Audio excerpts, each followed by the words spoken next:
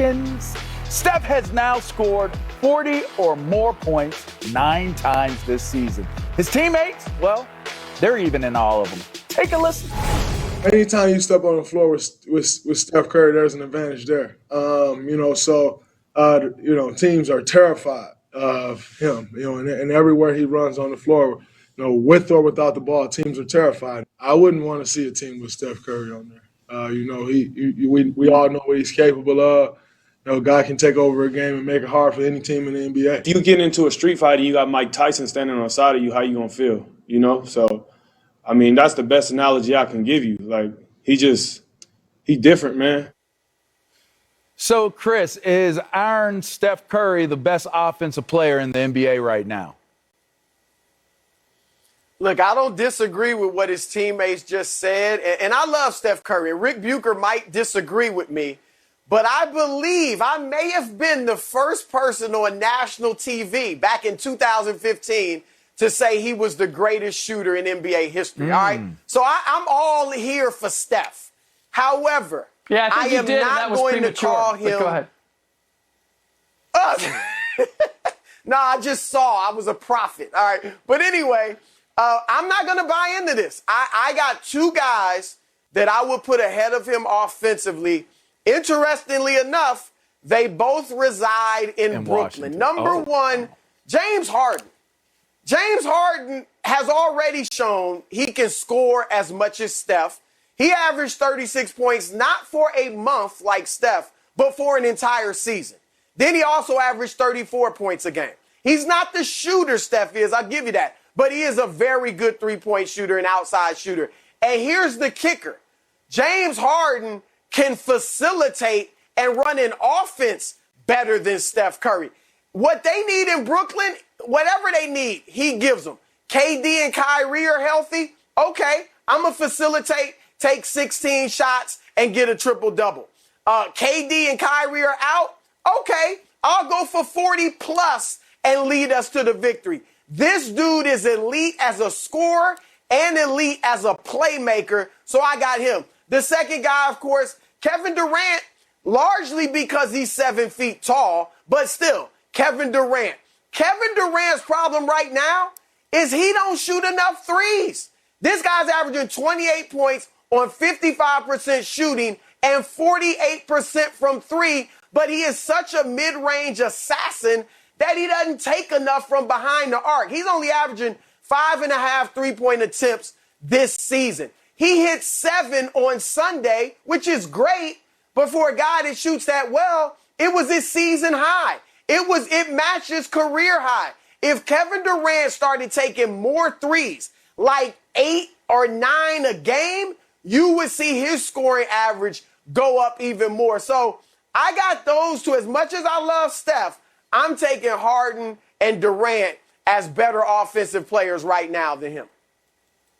All excellent points, Broussard. I would love to throw any number of superlatives Steph Curry's way, but best offensive player, and I think it's important, the phrasing there, best offensive player, I can't give him. And James Harden, obviously, to me, is one example.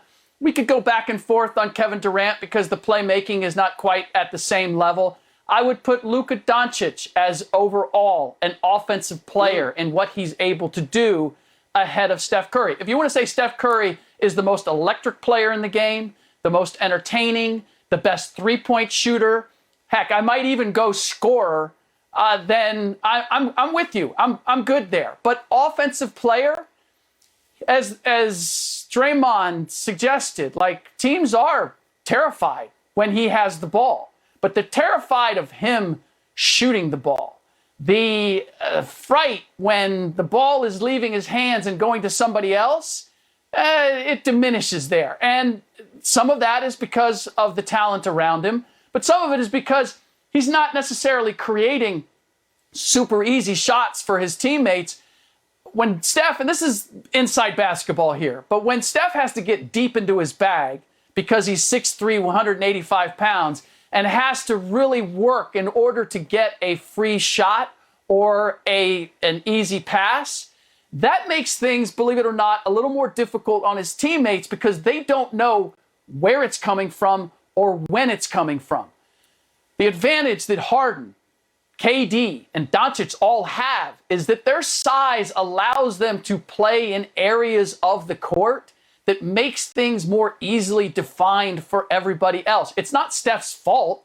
It's just a matter of the dynamics of being 6'3" and 185. He has to do an incredible amount to get what he gets. The reason he shoots from 40 feet, the reason KD doesn't shoot from 40 feet, is because KD doesn't have to. KD can go mid-range. KD can toe the three-point line and still get his shot. Some of what Steph does is by necessity. He does it amazingly well, does it better than anybody else. But as an overall offensive weapon, and I dare say any coach or GM would say the same thing. If you give me one of those other guys, I'm going to start there as the catalyst to my entire offense. I almost fell asleep on y'all's takes. I apologize. I thought that they were very passionately laden and delivered. It was a wonderful deal. But I got a big butt coming. Shouts out to Marvel. I mean, the Avengers Challenge, I watched it. I was looking at the points and how they were keeping them. And Draymond won, you know. They should, hey, Marvel, if you're paying attention to the show today, you should add 2 more characters to your list of superheroes or supervillains. I don't know. Just choose one. You should add the Great Deflector and the Great Qualifier. And they could be like the twins. Like, they could be twins, but one is Rick and one is Chris. And they have, like, big letters on their shirts. Anyways, I digress. No, this is not correct what you guys are doing right now. To minimize the greatness of Steph Curry. He is the best offensive player in the NBA right now. Your argument, Chris Broussard, it could hold up if they were doing the things you're talking about right now. The question says, and I read, is Steph Curry the best offensive player in the NBA? What are the last 2 words? Right now. That's right now. That is not KD right now. That is not Joker right now. That is not James Harden right now. You know who the best, the scariest, most prolific scorer is right now? Offensive player right now?